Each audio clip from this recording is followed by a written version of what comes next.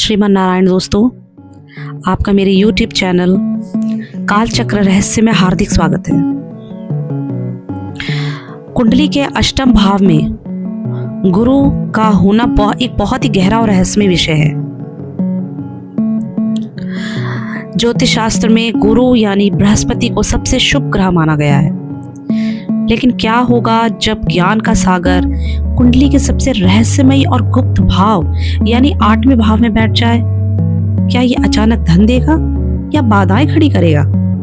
आज के वीडियो में हम जानेंगे अष्टम भाव के गुरु का असली प्रभाव, इसके फायदे, नुकसान और कुछ अचूक उपाय।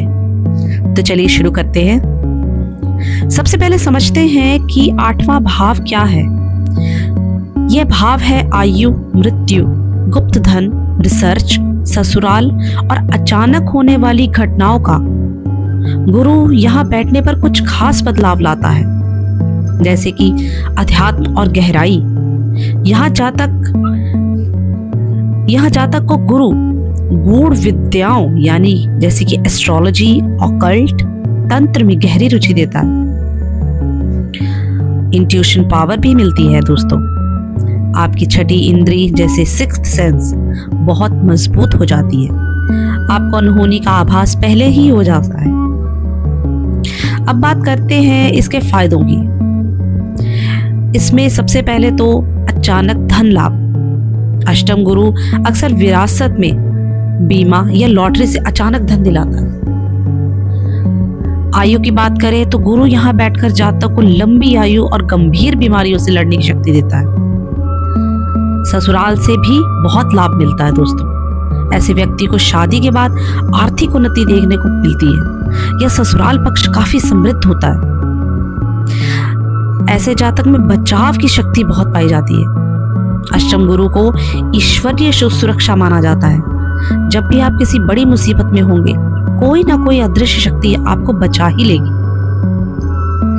अब सिक्के का दूसरा पहलू भी है दोस्तों। यहाँ गुरु कुछ चुनौतियां भी दे सकता है, जैसे कि स्वास्थ्य समस्याएं। जातक को लीवर, वजन बढ़ना या पाचन संबंधी दिक्कतें हो सकती है। शिक्षा में रुकावट भी हो सकती है दोस्तों। कई बार पढ़ाई बीच में छूट सकती है या फिर देरी से पूरी होती है। बदनामी का डर। अगर गुरु नीच का हो या पीड़ित हो तो बिना वजह ही कलंक या बदनामी का सामना करना पड़ सकता है। खर्च की बात करें तो धार्मिक कार्यों या दिखावे पर फिजूल खर्च बढ़ सकता है दोस्तों। गुरु की दृष्टियां जो होती हैं वो बहुत महत्वपूर्ण काम करती हैं। गुरु की 3 दृष्टियां होती हैं दोस्तों। सबसे पहले 12वें भाव पर अगर 5वीं दृष्टि पड़ जाए गुरु की, तो मोक्ष की ओर झुकाव और बाहरी संपर्कों से लाभ मिलता है। दूसरे भाव पर 7वीं दृष्टि परिवार का सहयोग और वाणी में गंभीरता लाता है दोस्तों। चौथे भाव पर 9वीं दृष्टि भूमि, मकान और वाहन का सुख देता है। आइए अब जानते हैं इनके उपाय।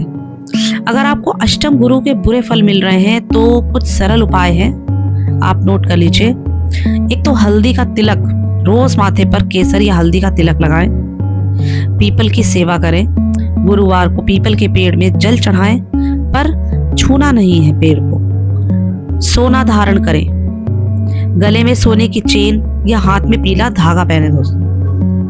अपने बड़े बुजुर्गों का सम्मान कीजिए, जैसे घर में दादाजी या घर के बुजुर्गों के चरण स्पर्श कर आशीर्वाद जरूर लें। तो दोस्तों, अष्टम भाव का गुरु आपको एक गहरा विचारक और आध्यात्मिक इंसान बनाता है। बस अपनी सेहत का ध्यान रखें और ईमानदारी का रास्ता ना छोड़ें। अगर आपकी कुंडली में भी गुरु 8वें भाव में है तो कमेंट्स में अपना अनुभव जरूर बताएं। वीडियो पसंद आया हो तो लाइक और सब्सक्राइब करना ना भूलें। धन्यवाद दोस्तों। श्रीमन नारायण।